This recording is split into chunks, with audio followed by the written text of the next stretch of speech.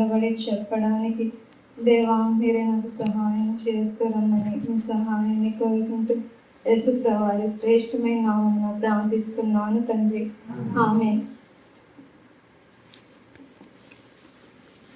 అందరికీ praise lord. నా పేరు మీ అందరికీ తెలుసుగా, అయితే నా పరిచయం నేను చేసుకోను. నా బాల్యం, నా యవ్వన దశలో నేను ఏ విధంగా జీవిస్తూ వచ్చినాను, కొన్ని విషయాల ద్వారా దేవుడు నన్ను ఏ విధంగా రక్షించుకున్నాడో అనే విషయాలు చెప్తాను. నేను ఒక క్రైస్తవ కుటుంబంలోనే పుట్టి పెరిగాను. మా అమ్మ నాన్న పరిచర్యలో వాడబడే వాళ్ళే. ఒక క్రైస్తవ కుటుంబంలో పుట్టి పెరిగినా కానీ అంటే యేసుప్రభు వారిని రక్షకుడు, ఆయనను అంగీకరిస్తే మాత్రమే దేవుని రాజ్యంలో చేరుకుంటామనే విషయం నాకు తెలియదు. ఏదో పెద్దవాళ్ళతో కలిసి మందిరానికి వెళ్ళడం ఒక్కటే తెలుసు. అయితే ఇలా నా వ్యక్తి నా బాల్యం దినాల్లో ఉంటా ఉన్నప్పుడు నేను ఫస్ట్ టైం 5వ తరగతిలో అనుకుంటా VVSకి వెళ్ళా. మాకు సండే స్కూల్ ఉండేది కాదు కాబట్టి యేసుప్రభు వారి గురించి అంతగా తెలియదు అనమాట. ఇప్పుడు పిల్లలు కూడా మందిరానికి వస్తే పెద్దవాళ్ళు చెప్పే బోధ అర్థం చేసుకుంటారా? అర్థం చేసుకోరు కదా, పెద్దవాళ్ళకి మాత్రమే అర్థమవుతుందండి. అయితే ఇలా జరుగుతూ ఉన్నప్పుడు మరి వెళ్ళాను. అయితే అక్కడ వెళ్ళిన తర్వాత అక్కడ ఆంటీ వాళ్ళు చెప్పే స్టోరీస్ ద్వారా నేను పాపిని, మరి యేసుప్రభు వారి యొక్క రక్తం మాత్రమే కడిగి శుద్ధీకరిస్తూ ఉంది. ఒకవేళ యేసుప్రభు వారిని నేను అంగీకరించకపోతే అలానే మరణిస్తే నరకానికి వెళ్ళిపోతా, లేకపోతే యేసు అని ఆ విషయాలన్నీ అక్కడ ఆంటీ వాళ్ళు చెప్పే వాటి ద్వారా తెలుసుకున్నాను అనమాట. వాళ్ళు చెప్పే స్టోరీస్ ఎలా ఉంటాయంటే మనల్ని రక్షణలో నడిపించే విధంగా ఉంటాయి. మరి పాపం అంటే ఏంటి ఇవన్నీ తెలియజేస్తూ ఉంటారు. అలా అక్కడ స్టోరీస్ విన్న తర్వాత నాకు అర్థమైంది నేను కూడా పాపిని. ఒకవేళ యేసుప్రభు వారిని తెలుసుకోకుండా మరణిస్తే కనుక నేను కూడా నరకానికి వెళ్ళిపోతాను అనే విషయాలు అక్కడ తెలుసుకొని, మరి నా చిన్నతనంలో మా నాన్న బ్యాగ్లో ఏం చేసేదానంటే ఇక రూపాయి 2 రూపాయలు ఉంటాయి కదా, వాళ్ళకి తెలియకోకుండా వాళ్ళు ఏటన్నా పండుగకి వెళ్ళిపోయిన తర్వాత తీసుకొని ఇక దొంగతనంగా మా చెల్లి నేను కొట్టుకాడికి వెళ్ళి ఏమన్నా తినేటి కొనుక్కొని తినేసేవాళ్ళం అనమాట. అలా చేస్తూ ఉండేవాళ్ళం. దొంగతనం పాపం అని కూడా తెలియదు. అయితే అక్కడ వెళ్ళినప్పుడు ఇక నేను పాపం చేశాను అనే విషయం అర్థమైందనమాట. సినిమాలు చూడడం కూడా పాపం అని తెలియదు, సినిమాలు చూడడం కూడా పాపం అని విషయం అక్కడే అర్థమవుతూ వచ్చింది. అక్కడ యేసుప్రభు వారిని అయితే అంగీకరించడం అయితే అంగీకరించా, కానీ మళ్ళీ ఎదుగుతూ ఉన్నప్పుడు మన ఆలోచన విధానాలు ఎలా ఉంటాయి యవనస్తులకి బాగా తెలుసు అనమాట. ఎందుకంటే చిన్నప్పుడు దేవుని మందిరానికి ఎంతో శ్రద్ధగా వస్తూ ఉంటారు, రావడానికి ఇష్టపడుతూ ఉంటారు. కానీ యవన దశకు వచ్చినప్పుడు ఎలా ఉంటారు? దేవుని మందిరానికి రావడం ఇష్టం ఉండదు. అసలు ఏంటి మందిరానికి వెళ్ళడం ఏంటి, మందిరానికి వెళ్ళడమే ఒక బరువు అనిపిస్తూ ఉంటుంది. అలా ఎదుగుతూ ఉన్నప్పుడు ఏమవుతా వచ్చిందనమాట, నేనైతే ఒప్పుకోవడం అయితే ఒప్పుకున్నా, కానీ సినిమాలు చూడడం అయితే మానుకోలేదు అనమాట. సినిమాలు చూసేదాన్ని, మరలా భయం వేసేది.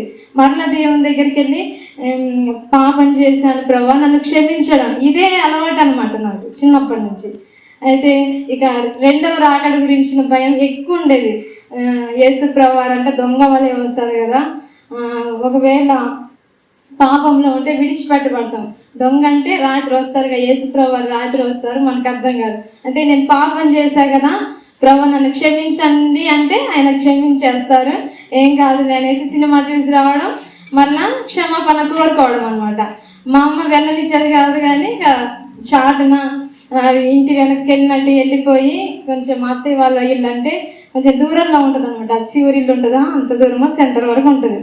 ఇక ఊరగడం పరిగెత్తడం అనమాట, వెళ్ళి సినిమా చూడడం, మళ్ళీ రావడం, మళ్ళీ వచ్చి ఇక మళ్ళీ ప్రార్థన చేసుకోవడం, బైబిల్ చదువుకోవడం, క్షమించమని అడగడం, ఇదే అలవాటు ఇలానే కొనసాగుతూ ఉంది నా జీవితం. అయితే ఇటువంటి సమయంలో ఏమవుతా వచ్చిందంటే ఇక అలా 10th వెళ్ళి హాస్టల్కి వెళ్ళినప్పుడు మాత్రం చాలా భక్తి కనపరిచేదాన్ని. అక్కడ మాత్రం డైలీ బైబిల్ చదువుకోవడం, ఇక ప్రార్థన చేసుకోవడం, దేవుని గురించి మరి గొప్పగా కొంతమందికైనా చెప్పాలి అనేసి చెప్పేదాన్ని. ఎందుకంటే ఈవీఎస్కి వెళ్తే అక్కడ సువార్త ప్రకటించాలి, మన స్నేహితులు కూడా చెప్పాలనే విషయం తెలియజేసేవారు. అలా చెప్తా ఉండేదాన్ని. కానీ ఇంటికి వచ్చిన తర్వాత మాత్రం భక్తి చెయ్యాలని ఒక ఆలోచన ఉండేది, దేవునికి ఇష్టమైన బిడ్డగా జీవించాలనే ఒక ఆలోచన ఉండేది, ఒక ఆశ ఉండేది. కానీ దాని ఆశను మాత్రం నెరవేర్చుకోలేకపోయేదాన్ని అనమాట. సినిమాకి వెళ్తే ఎట్లుంటుంది, ఒక్కసారి చూస్తే మరలా చూడాలి అనిపిస్తూ ఉంటుంది కదా, అటే లాకెళ్తా ఉంటుంది. సాధారణ ఏం చేస్తూ ఉంటాడు, అట్లాగే వెళ్తూ ఉంటాడు అనమాట. సీరియల్ చూసామనుకో అంతే, ఈరోజు చూస్తే ఈరోజు ఆగుతామా, వెళ్ళిపోతూనే ఉంటాం అనమాట. అలా చూడకూడదు అనిపించేది, కానీ ఇక ఏదో బలవంతం పెట్టినట్టు మళ్ళీ వెళ్ళిపోయేదాన్ని, అలా చేస్తూ ఉండేదాన్ని. మా ఊర్లో ఇస్రాయల్ అన్నయ్య అని పాస్టర్ ఉండేవారుగా, ఆయనకి మాత్రం నేను ఒక భక్తురాల్లా కనిపించేదాన్ని అనమాట. నన్ను పెద్ద పిల్లల్ని పిలుస్తారనమాట. మంచిగా ఉంటుంది, బైబిల్ మందిరానికి వచ్చి మంచిగా చదువుద్ది, ఇలా అనుకునే వాళ్ళు అనమాట మంచిగా. కాకపోతే నా వేషధారణం నాకే ఉండేది.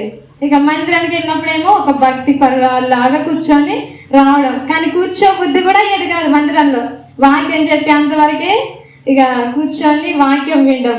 ఆరాధన సమయం వచ్చిందంటే చాలు, మా ఇంటి దగ్గరలో ఉండేది ఇంతకుముందు మందిరం. అయితే అక్కడి నుంచి ఆరాధన సమయంలో అవసరం లేకపోయినా బయటకు వచ్చి ఇంటికి వెళ్ళిపోవడం.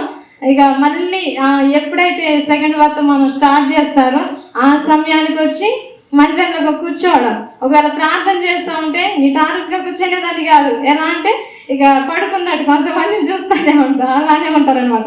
అలా బోర్లు పడుకోవడం అనమాట. అట్లుండేది.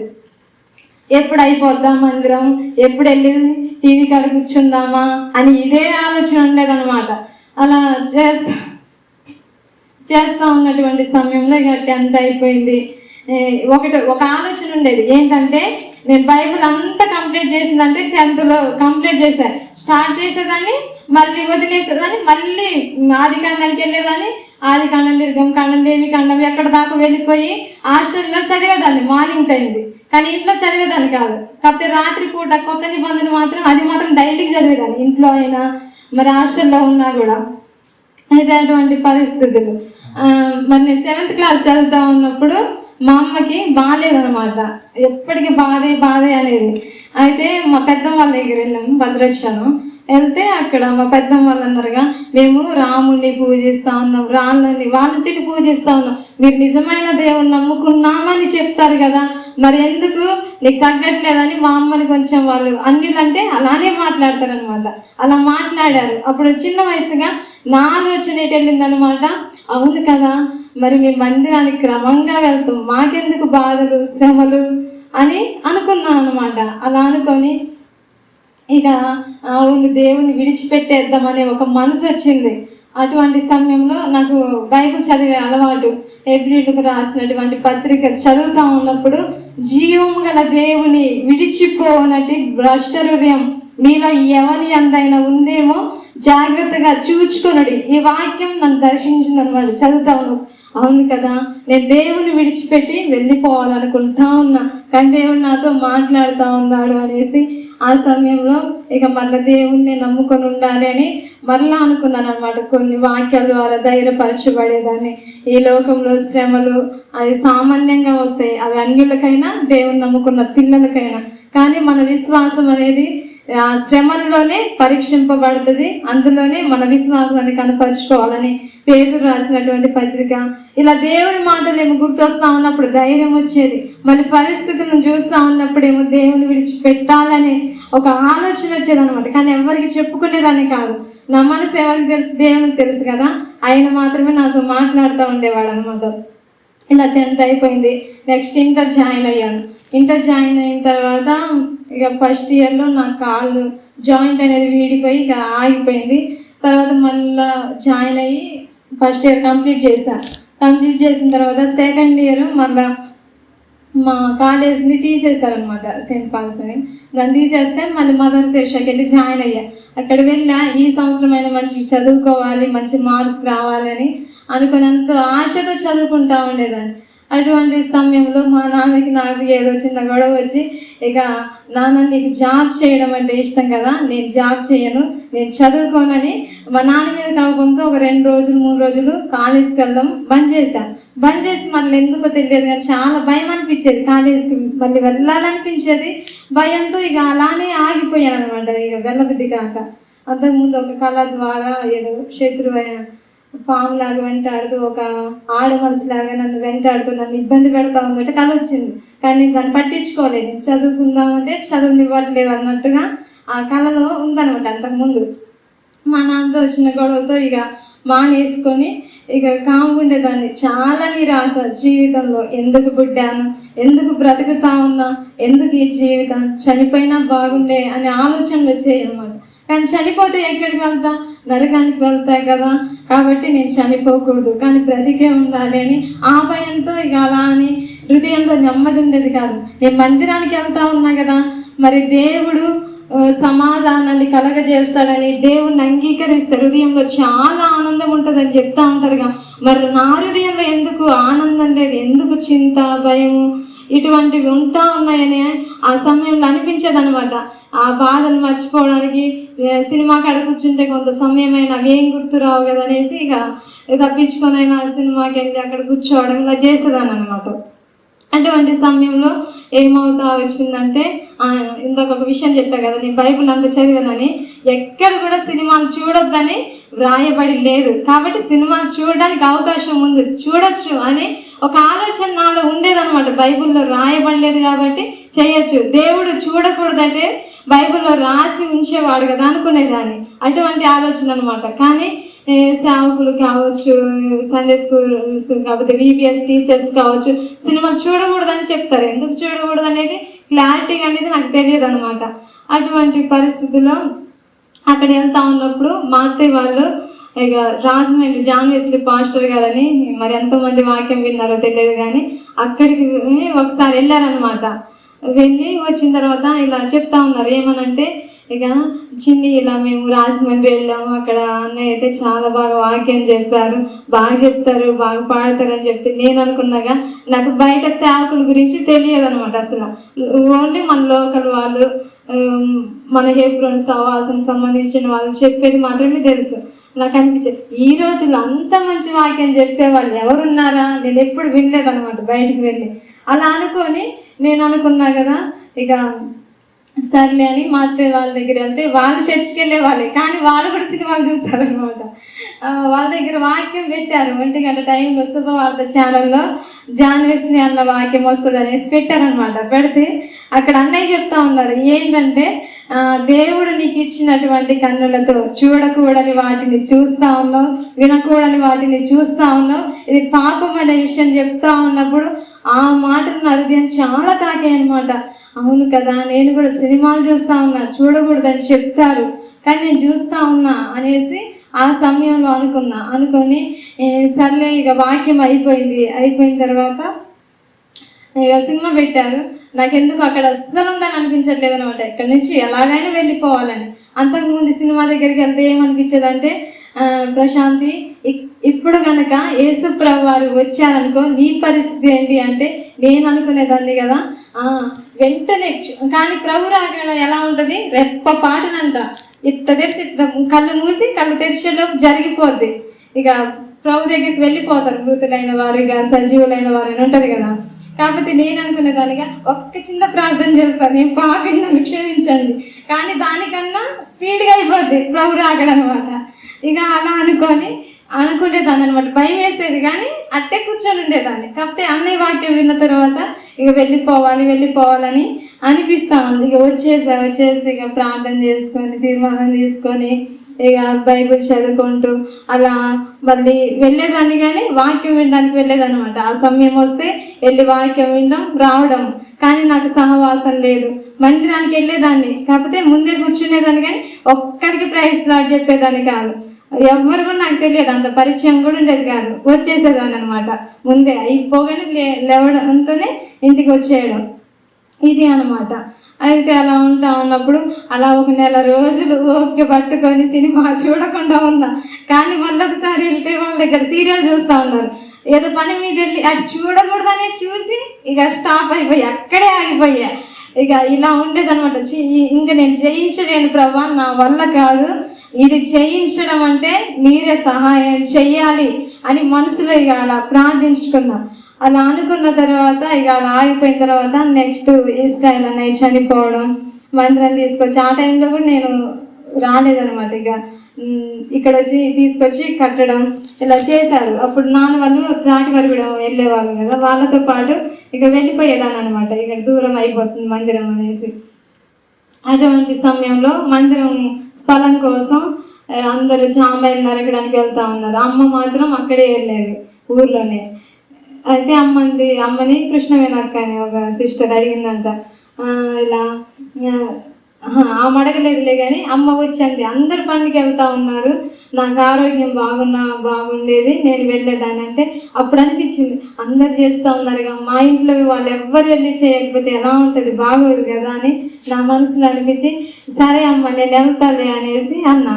ఇక వాళ్ళతో పరిచయం అయితే లేదు, ఒక్క చర్చికి వెళ్ళినా కూడా అమ్మతో పాటు మందిరానికి అక్కడికి వెళ్ళా బట్టలు పట్టుకొని ఆదివారం.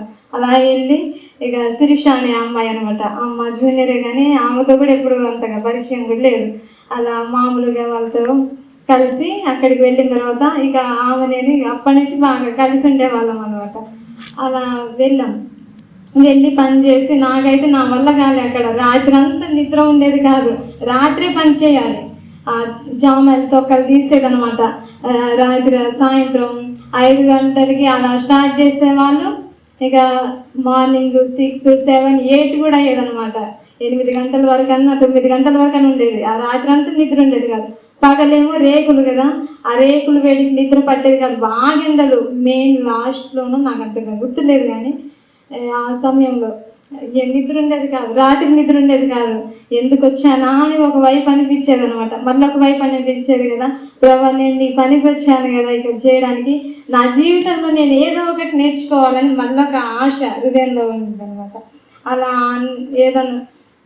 అలా అనుకొని ఇంటికి వచ్చేసిన తర్వాత సండేనే వచ్చేసాం. సండే వచ్చేసి మళ్ళీ నెక్స్ట్ సండే నుంచి మళ్ళీ మా నాన్నతోనే వెళ్ళా. అమ్మేమో అక్కడ వెళ్ళిన తర్వాత కృష్ణవేణి అనే సిస్టర్ అక్క అడిగిందంట, బుజ్జి మమ్మల్ని మర్చిపోయిందా, మందిరానికి ఇక్కడ రాలేదు అనేసి. అంటే అమ్మ వచ్చి చెప్పింది ఇలా కృష్ణవేణి అక్క నిన్ను అడిగింది అనేసి. అంటే సరే అని నెక్స్ట్ వారం మళ్ళీ అమ్మతో కలిసి అదే మందిరానికి వెళ్ళా. ఎందుకో తెలియదు కానీ అక్కడ వెళ్ళిన తర్వాత ఇక వాళ్ళతో కొంచెం పరిచయం అవ్వడం, వాళ్ళతో కలిసి ఇక వాళ్ళతో మందిరంలో ప్రతి పని చేయడం. పంపు బోరింగ్ చాలా లాంగ్ ఉండేది, అప్పుడు సేవకులు ఎవరు ఉండలే అక్కడ. మందిరం దగ్గర నీళ్లు మోయడం, ఏదైనా పని చేయడం, అన్ని పనులు అయిపోయాయి. ఆదివారం అక్కడ భోజనాలు ఉండేవన్నమాట. ఇవి పులుగుండాల వాళ్ళు వచ్చేవాళ్ళు అక్కడ. అలా వస్తూ ఉంటే ఇక అక్కడ వెళ్ళి వాళ్ళకి పరిచర్య చేయడం, అంటే సహాయం చేయడం, పని చేయడం చాలా ఆనందం అనిపించింది. చాలా అనిపించిన తర్వాత నేను రక్షణ పొందుకున్నప్పుడు కూడా అనిపించింది ఏమనంటే నా హృదయంలో నెమ్మది, తెలియని ఆనందం అనమాట. ప్రభా నేను ఎంతవరకు ఏమనుకున్నా నేను ఇలాంటి సంతోషాన్ని కోల్పోయాను. ఆనందం ఏంటో ఆ రక్షణ అనుభవంలోకి వెళ్ళిన వాళ్ళకి అర్థమవుతుంది. మందిరానికి వచ్చి వెళ్ళిపోయినంత మాత్రం మనం రక్షణ పొందినట్టు కాదు, మన హృదయంలో అది తెలుస్తుంది అనమాట. అయితే ఇలా అనుకొని ఆ ఆనందం నిజంగా ఇన్ని రోజుల సమయం అంతా వృధా చేసుకున్నా, నేను ఎప్పుడో రక్షణ పొందినా బాగుండేది అనిపించింది ఆ ఆనందం వచ్చిన తర్వాత. ఇక ఆ సహవాసంతో కలిసిన తర్వాత ఇక సినిమాలు మానేయడం, ఒక సహవాసం ద్వారా మాత్రమే సాతానుని జయించగలమంట. సహవాసం అనేది చాలా ప్రాముఖ్యం అనమాట, దేవుని పిల్లలతో కలిసి ఉండడం. అలా దాన్ని జయించి వాళ్ళతో ప్రతి ఆదివారం, ఎప్పుడు ఆదివారం, అంతకుముందు ఆదివారం అంటే చాలా అసలు ఎందుకు ఆదివారం వచ్చిందా అనిపించేది, ఇంత త్వరగా వచ్చిందా అని. తర్వాత ప్రభు నిజంగా నా హృదయంలో వచ్చినప్పుడు అనిపించేది ఎప్పుడు ఆదివారం వస్తుంది, ఎప్పుడు దేవుని సన్నిధికి వెళ్ళాలి, ప్రతిరోజు ప్రార్థన అంటే బాగుండేది అనిపించేది. ఆదివారం వస్తే ఇక త్వరగా మందిరానికి వెళ్ళిపోవాలని త్వరగా వెళ్ళిపోయేదాన్ని. అలా ఆ సహవాసం ద్వారా దేవుడు ఇక సాతాన్ని జయించే శక్తిని అలా ఇవ్వడం అయితే జరుగుతూ వచ్చింది. ప్రభు ఈ సాక్ష్యాన్ని దీవించడం.